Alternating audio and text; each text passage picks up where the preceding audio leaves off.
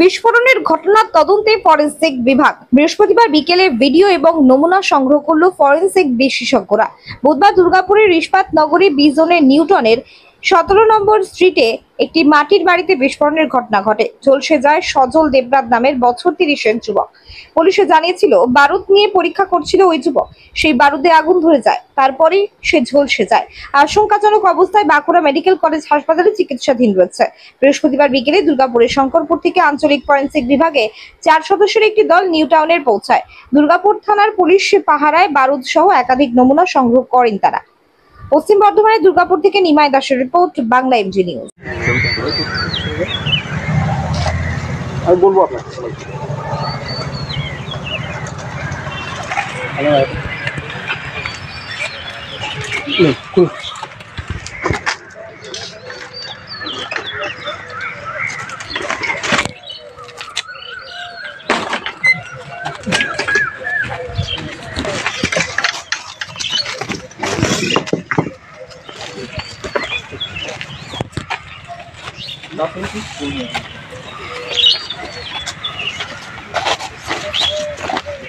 ready? হ্যাঁ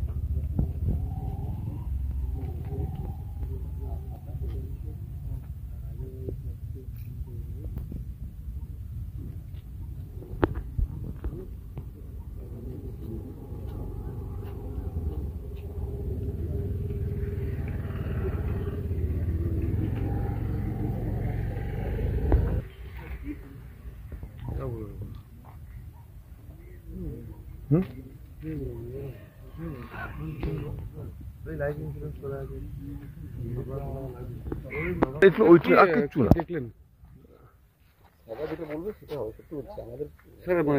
কি পেলেন আপনারা এখানে বলেন তো কি দেখলেন? সেগুলো আমাদের কোন রকম কি মানে এক্সপ্লোসিভ কিছু পেয়ে গেলেন? একটু বলা যাবে না এখন, প্রিলিমিনারি ফার্দার কেমিক্যাল এক্সামিনেশনের পর পেয়ে যাবে। ওকে ঠিক আছে।